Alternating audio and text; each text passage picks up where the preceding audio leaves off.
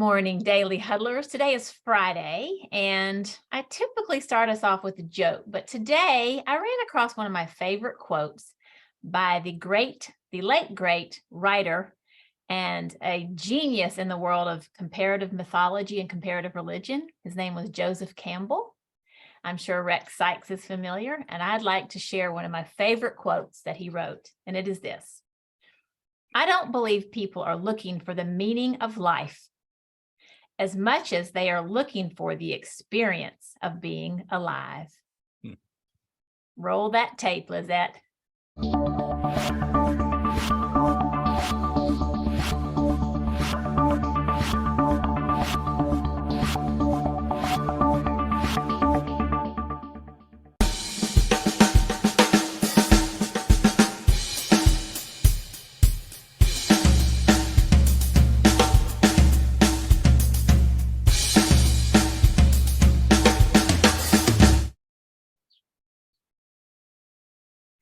Good morning, Daily Huddlers. Today is Friday.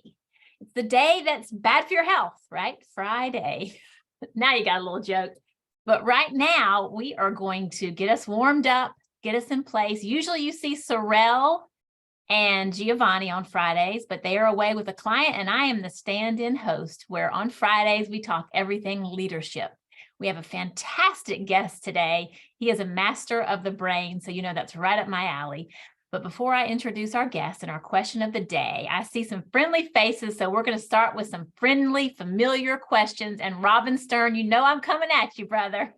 Turn off mute and tell me, how are you and what are you grateful for? I am exactly as I say I am, and today I am so freaking amazing that it's not fair to everybody else on the planet. It's just not right, Tara. I don't know how one guy gets to have it so good.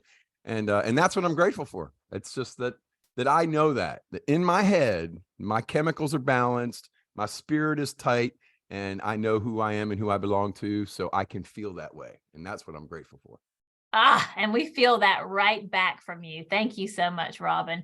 Welcome. Good morning, Chase. Talk to us this morning. Grand Rising. Great to see you as always. Tell me, what time is it and who might you hug today? The time is right now. There's no other time ever, but the time now. And who will I hug today? I am going to hug a great friend of mine who I believe is in need of a great hug today. They don't know it yet, but they're going to get it. Oh, that's a lucky recipient. Thank you for sharing that. Right now, I would like to dig into our question of the day and introduce our guest. Our question of the day has really got me intrigued, and it is this: how many ways can I discover how incredible I am? Rex Sikes joins us today. He is recognized by peers, colleagues, and students as the mindset master and the attitude doctor. He has over 4 decades of experience helping countless thousands transform their minds, lives, and pocketbook. He is a master authority on NLP, right up my alley, how the brain works, whole brain and accelerated learning, the law of attraction, and he is a master hypnotherapist and a master hypnotist. Plus, he is founder of Idea Seminars. His innovations include mind design, directed questions, the attitude activator, and the mastery loop. Rex Sikes also is an author. He wrote Life on Your Terms. He's a professional speaker, life and business mentor, consultant, and an educator. He's also an actor and a filmmaker and a consultant to the entertainment industry. My mind is blown. Rex presents keynotes, public and corporate programs, workshops, and training events. He mentors professionals and newcomers in their fields. His captivating message inspires audiences and will remain with them. He'll show you how to create the life you want so you live life on your terms. Welcome, Rex Sikes, to the Daily Huddle. Wow, I am grateful to be here, and I'm going to hug this audience and everyone who's watching, along with my kids and my dogs. I love that. I love that so much. I have a little personal mantra before I ever speak, and it is to do just what you did. I like mentally hug the audience. So we're going to do that together.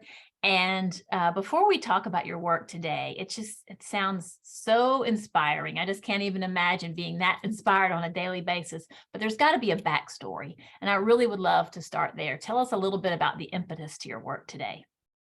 Well, it's come through a lot of pain and suffering, honestly. I mean, my childhood, you could call, essentially normal middle-class childhood, but it was fraught with some difficulties, but I've had a number of peak, what some people would call horrible experiences in life.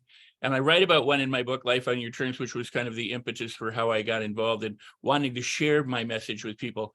From the time I was about 11 years old, I was actually teaching hypnosis and other things. And my dentist had been a hypnotist and taught me hypnosis, and I learned from a stage hypnotist at that time. And so I started sharing it with teenagers, and then ultimately, by the time I was 17 or 18, I was leading, grassroots courses in it and things like that.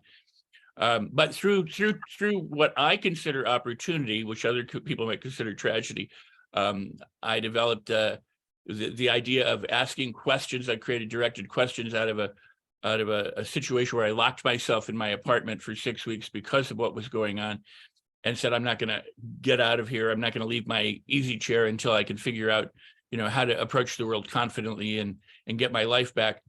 And what I realized that in a fairly short period of time, and the reason for the question today is that while I was sitting there, I was like, why did this happen to me? How come nothing works out? How could I be such a schmuck? Why am I such a loser? Why don't they do this? And why didn't that do that? And how come God is angry at me? And all these kinds of things. And after a little while, or how long is this going to take? And, I realized I didn't want to know the answer to any of those questions. I wanted to know the questions was, how could I make my life better? How could I get out of there quicker? How soon was I going to change? What did I need to discover in order to become a better person and be able to move through the world easily? And in how many different ways could I find that would surprise and delight me and make my life qualitatively different? You mentioned the late, great Mr. Campbell, and I couldn't agree more. People don't care about the meaning of life as much as they care about the experience of life. And what truly became obvious to me I was about 25, at a fairly young age, was that whatever destination I had in the world, in life, I may or may not make it. I could die before I get there. Plenty of people do. We always die in the middle of something. Very few people get to complete everything, right? And so I realized that if I was going to try and get somewhere, then the question was, how was I going to travel? And the journey became the most important part of it. If I could celebrate along the way, if I could have fun along the way, if I could delight along the way, no matter what came my way, if I could discover that there was goodness in it and opportunity in it and possibility in it and resourcefulness, and then it transformed, my life. And when I discovered that I actually was meditating one day, and I came to the conclusion that I owned the planet, meaning that this is my life, whether there's millions of other ones or not. This is the one that I am aware of now. And if I'm going to be here, I should act like I belong here and not like I'm a victim or a visitor, but that somebody who actually has a responsibility for making not only my life, but the lives of people around me or the world around me as good as possible. And when I decided that the world was my playground and that I owned it, doesn't mean that I, hang out in other people's backyards. I have plenty of co-owners, but it meant that I had a responsibility to live as wonderfully as I possibly could. So I wrote my book, Life on Your Terms. I've done all these programs, whether it's Mind Design or the Attitude Activator, to try and do some of the heavy lifting for people and introduce them to how you could be happier and healthier and wealthier, mentally, physically, spiritually, emotionally, behaviorally, financially, in your business life or your personal life, by applying principles that I discovered and proven principles from ancient times to modern times and practices. So I wrote the book with the idea of helping people who already know stuff or those who know nothing about it, and made it simple, easy, fun, step by step, bit by bit, so that people could transform their lives. And I'm happy to say I've been doing this for now almost 50 years. Wow.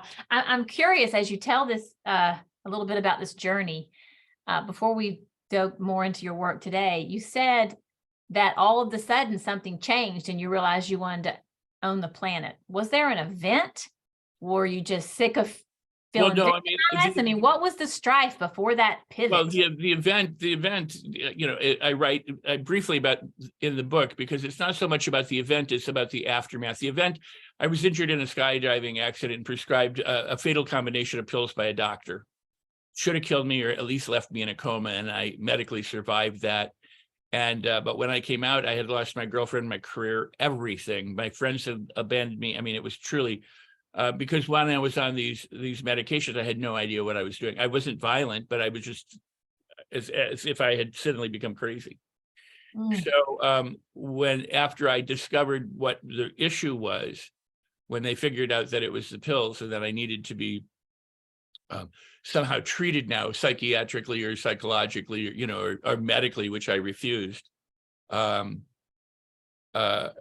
I then started to drink very heavily and then actually abused non-prescription drugs because I just felt shame and horrible and worthless and everything else. And after a long period of time like that, and nearly dying a number of times and being threatened by gangsters, I mean, it's a convoluted story, but I locked myself in my apartment, and I had grown up, as I told you, as a hypnotist. At 6, so at 6, I asked my mom to start reading me books. I wanted to be a mystic. The Catholic priests, you know, I thought had some special connection.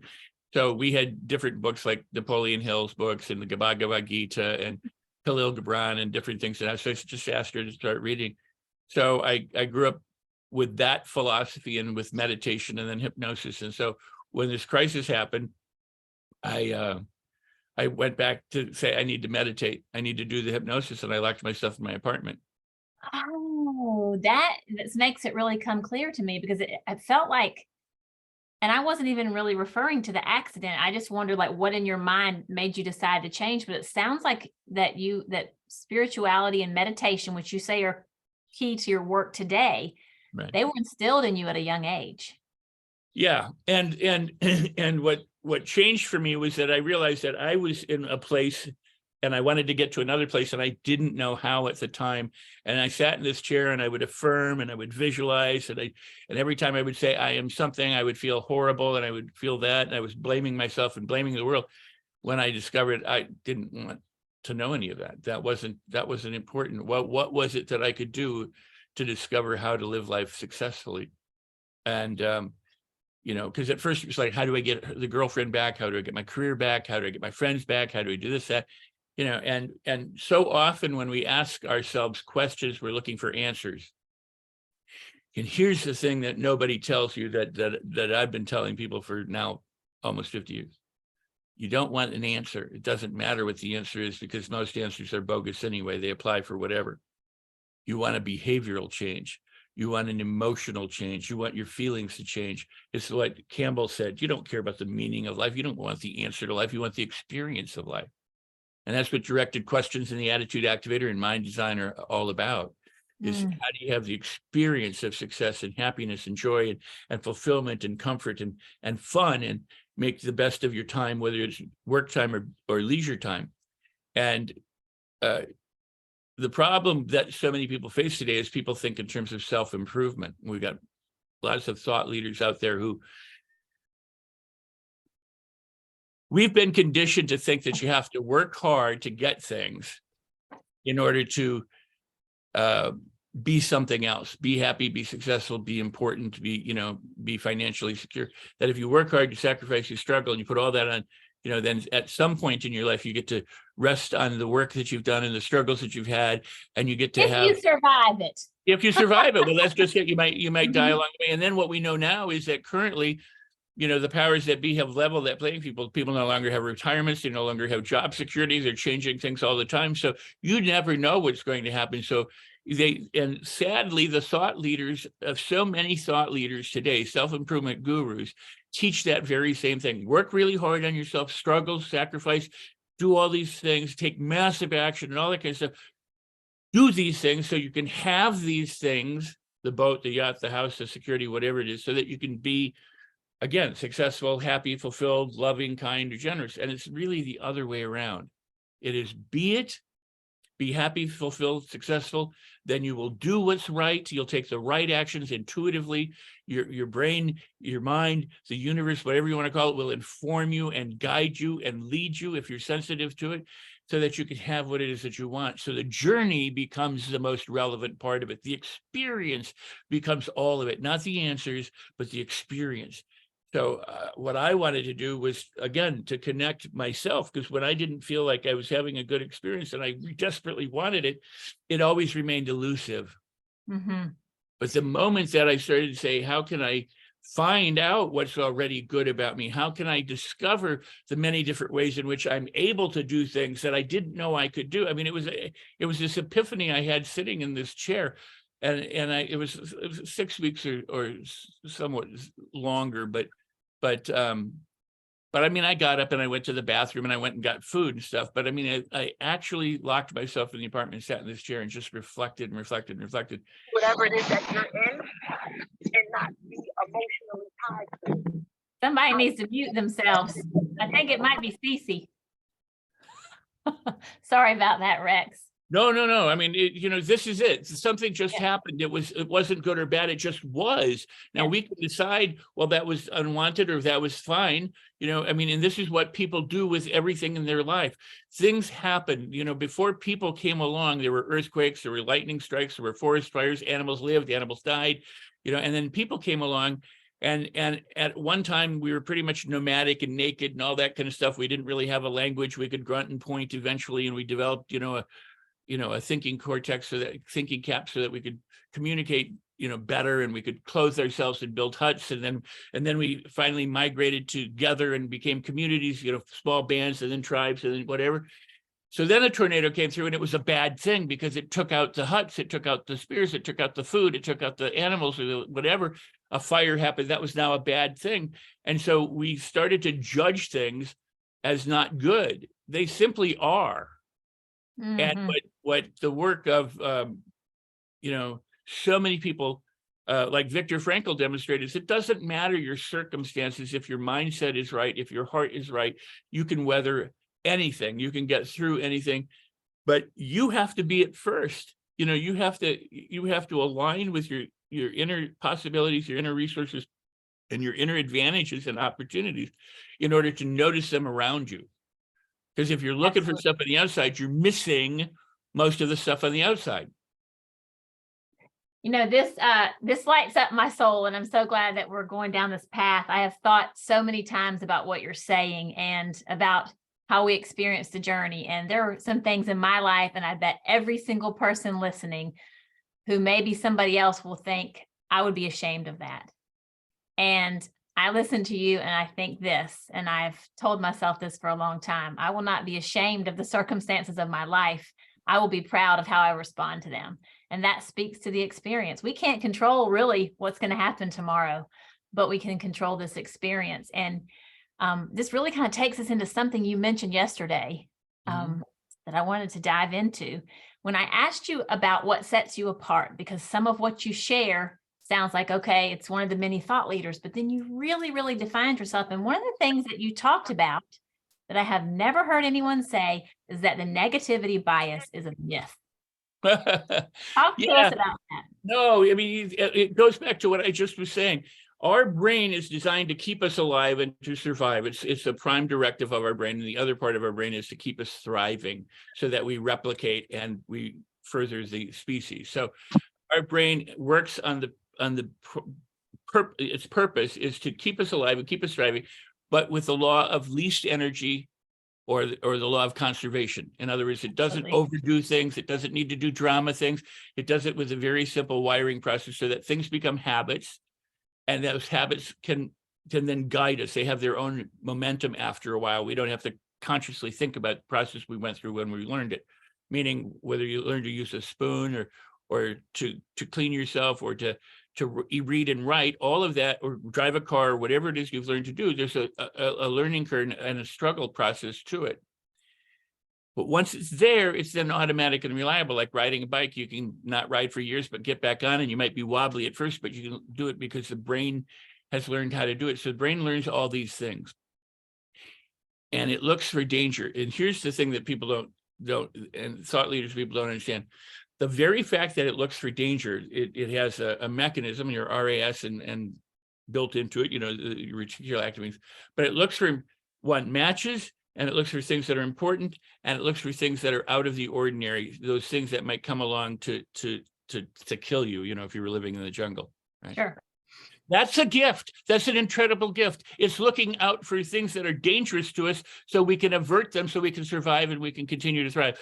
And what happens is the conscious mind, the human, judges those things that are dangerous out there as negative. They are bad, they are unwanted, we don't like them, so therefore they're negative. We don't have a bias to negativity. We have a bias to survival.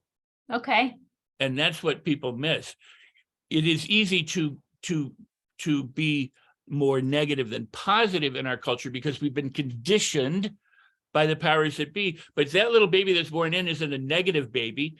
It's not really even I mean, when you think about it, it's not really even a positive baby. It's a little baby that starts to learn from everything around it, from the experience, from the people around it. And as it grows up, it's going through conditioning, social conditioning, environmental conditioning, cultural conditioning, you know, behavioral, you know, it's going through all that. So the little child learns that certain things are bad or negative, or learns that the little child is not good or not worth it or not deserving or should be punished or whatever. Or it could learn that it's wonderful and great and got all these abilities. But the tendency for our culture is to put it on the not so good. And why is that? Because we're flawed, you know, we're all humans, we're all subject to our conditioning on the one hand. And so like, you know, the baby at a very young age from 0 to 2 is really pretty much in the delta brainwave state and in just a virtual sponge. And from there on, it's into theta till about 7. So it's just absorbing all of this stuff and then acting as if it's its own. Mm. And so we don't sabotage ourselves. There's no such thing as self-sabotage. Your brain can only work in one direction. The reason why you can say, you know, don't think of a blue elephant and you do, is the same reason why if you go to Google and say, don't tell me about baked goods, you'll get everything about baked goods. Absolutely. And so the brain can only do one thing. It can serve you. It does what it does, and it's designed to keep you alive. So if you learn to smoke, it will keep you smoking because that's what you learn to do. I'm a 22-year example of that fact. Learn to overeat, if you learn to criticize yourself, if you learn to have a bad self-image, it will keep you doing that. Then when you want to change, when you decide, hey, I want something different, the brain perceives that as danger. There's a danger. You're leaving the comfort zone, and it doesn't know exactly what to do until you retrain it. So before we go to questions, I want to get into that for just a minute. You said something yesterday, which I think probably just encompasses everything you said. And I wrote it down because it made me light up. And you said, we can dance or sing our way into enlightenment. Absolutely. And so take us to our question. And I think they're tied together, that you believe that we can dance our way into enlightenment. And how many ways can I discover how incredible I am? Because I think that they must be married. Well, they are, because culture, society, even the self-help gurus will have you believe that you have to work on yourself. Years ago, we called our workshops play shops, and another friend of mine did too. We eventually abandoned it because we got so many people going, what the heck is a play shop? And businesses were like, play shops, you're not a stereo. So we went back to seminars and, you know, other things so people could understand it. He stuck with play shops and had a small group of people who continued to see him, but people didn't get it. We're on this planet to have a wonderful experience. We truly are. We didn't come here to pay taxes and die. You know, we came here to enjoy life, to thrive, and to create a marvelous world. And we've done some of that. We've done some less than glorious things too.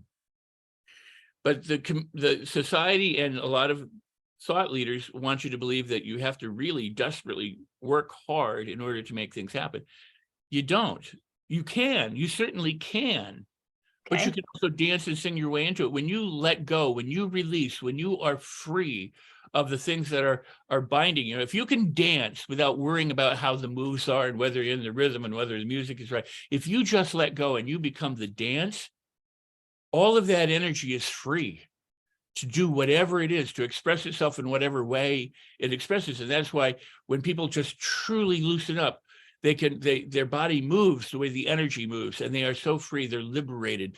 And here's the thing, you and I are energy. Everything is energy. And people say, well, how do I don't have enough energy. No, you got more than enough energy. You're just not using the energy that you have because you're thinking, I don't have energy. And half of the reason why you don't have the energy is the energy is depressed because of one, the way you think about it, and two, how you're using your body and what you're putting into it and all the other things. So, everything is energy. There's nothing but energy when you investigate, the universe around us. Atoms are energy, and inside the atoms are energy, and there's energy, energy, energy. So energy can't be created or destroyed. It can only be transformed. It doesn't require pounding it. It doesn't require sacrifice. It doesn't require, being desperate to do it. Dance or sing, skip your way to enlightenment, have fun, enjoy. The more that you decide right now in this second, I'm going to live fully. I'm not going to let anything hold me back. I'm going to have fun in whatever way I can, and if you could look at, and you can, Viktor Frankl could look at the situation he was in and go, you can't control me. I am free, even if I'm inside this prison, and other people have demonstrated the same thing. The point is that no matter what life hurls at you, if you look at it as an opportunity instead of an obstacle, a problem, or challenge, I don't even like the word challenge, because people have taken it to say, I'm challenged by this, I'm challenged by that. Not as I like rock climbing, which challenges my skills and abilities and my talents to be, more of who I am. They use challenges. I have a problem. I have a challenge. They just have substituted one word for the other.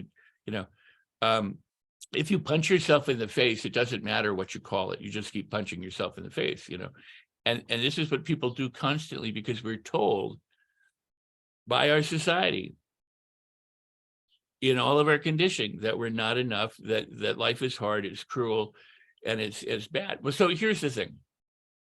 I mentioned earlier that things happen. Well, so 9/11 happened. And when 9/11 happened, it was a horrible, terrible thing for so many people and for our country and for the world and everything else. However, what we learned from 9/11 is how many people rushed to that site to help other people who were in need. And when there's a car accident, people stop. In the old days when we had communities, there was like barn racing where people would come together and help each other raise a barn. My son, when he was about 16, said, Dad, do you think the world's ending? And I said, why do you ask that? He said, well, because of all the stuff going on in the politics and the climate and the stuff around the world. And I said, son, there are far more good people in the world than there are bad. And there are far more good weather days than there are bad weather days. What you hear about is what you get from the media, social media, and otherwise. Whether it's nefarious or not doesn't matter. You're conditioned to think news, all the bad stuff in the world, and that fills people's minds, and they pay attention to that. And that's what they talk about over dinner, at the lunch counter, while they're driving in their cars and everything else, instead of how glorious the world it is and how many wonderful good people are and how much I can dance and sing. If the bank is foreclosing on your house, you have an opportunity. You can say, wow, that really sucks, and I'm going to go under. Or you say, wow, this is an opportunity. I wonder what's going to come from it. It's not necessarily what I would have wanted, and other people might think it's a horrible thing, but I know I always land on my feet and that good things can happen. Because if you set, my tagline is celebrate everything. If you celebrate everything, then there's no reason to not be anything but absolutely marvelous. What a powerful, powerful reminder. Thank you so much. We are coming close to time, and we do have a burning question from Cece. And Cece, my darling, I'm sorry I called you out on the noise. It was not her, y'all. Talk to us. Come off mute. Thank you so much. How did you discover what to change? And I know you meditated, but how did you do that and get the results that you are getting now? And it went so fast. Well, it wasn't necessarily that fast. Transformation can happen in an instant. When I came out of my apartment at that time, I came out like a newborn child. I had to crawl before I walked. But I did come out, and I walked out, and I explored the world in light of the discoveries that I had made within myself. I came out as a person who could do this where I couldn't previously, and. So, and I write about it in my book, Life on Your Terms. You can get it from my website, rexsikes.com. But I talk all about it. And the reason why I wrote it was to answer that question that you had and that you have. but it really is a matter of, people talk about responsibility and they say we have the ability to respond, which is true. We have the ability to react, which is what we normally do, and we have the ability to respond. Okay, responsibility is what people say. But responsibility means the ability to choose the response you have or that you want to have. And that's what most people don't understand. You and I and each of us can choose to be who we are or who we want to be, to let go of what it bothered us and to add in whatever we want to add in. Most people don't think they can. They think they need something from the outside. They have a horrible history of whatever that they can't get rid of. We're eternally present. Whatever happened 5 minutes ago is no longer there. It's a memory. When we greeted each other here, that's no longer exists. Yes, it does on video, but it doesn't exist. It's gone, but we can remember it. And what happens is people remember their problems and their disappointments and their suffering and their agony and everything else, and they carry that with them all their life going, I'm a survivor of this and I'm a survivor of that, and you have no idea. And what I learned when I thought I was at the end of my rope, and I've been at the end of my rope many, many times in my life, was that there are other people who have it far worse than I. So what I think is one thing, but it's what I think it is. So if I stop thinking about it as less than glorious and start looking for how glorious life truly is, I find that. And here's the thing. When you look for your keys or your glasses or something that you lost, you know what you're looking for. So if you're looking for good, you have a better chance of finding it. Just like if you know what you're looking for, you have a better chance of finding your keys or your glasses or whatever it is. That's any type of bias you want to build. We have one more burning question and we're right up on time. So I'm going to throw it to Robin before we close out. It's not a question. I'm going to drive home your point, Rex. 72-degree glass of water sitting in a room. Go out one door, it's frozen tundra. Go out the other door, it's the burning desert. If I come in from the burning desert, that 72-degree glass of water is the coolest, most refreshing glass of water ever. But if I come in from the frozen tundra, that is the warmest, most life-giving glass of water. It's the same glass of water. How do you look at it? It's your choice, but your environment and where you're coming from affects it.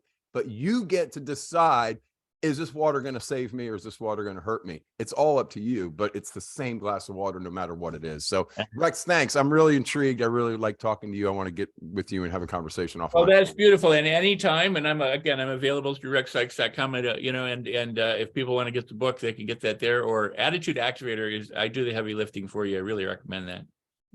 Thank you so much. Before we close out, do you have, give us one last word. I was going to say that research has borne out for decades now what ancients knew all along, and that is attitude is the #1 predictor of success in every area of your life, in healing, health, wealth, and finances, ability to make money, the ability to sustain yourself and weather any circumstance, whatever it is, to be happy, to have romance, to whatever it is.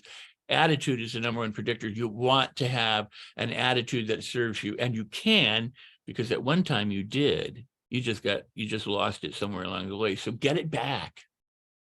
Oh, I love that. Thank you so much. I am going to give you all my spirit of gratitude and close us out with the Daily Huddle's 7 tenets. And the first is love. Not only do we want to love those around us, love the life you're in.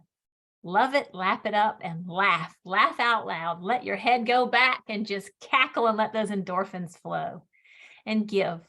Give of your time, your talents, your spirit, your creativity. Give it all away, and it will come back to you. But we have to remember to get good sleep, to eat mostly plants, to minimize our stress, and certainly don't forget to keep that body moving, staying alive, enjoying the experience of life. We will see you Monday on the Daily Huddle. Thank you all, and a big thanks to you, Rex Sikes. Thank you. Thank you, Rex. Thank you, Tara. Thank you so much, Tara. Thank you, guys. Great job. Great job. Thank you, everyone. Have a good day. Bye. It was nice meeting you, Rex.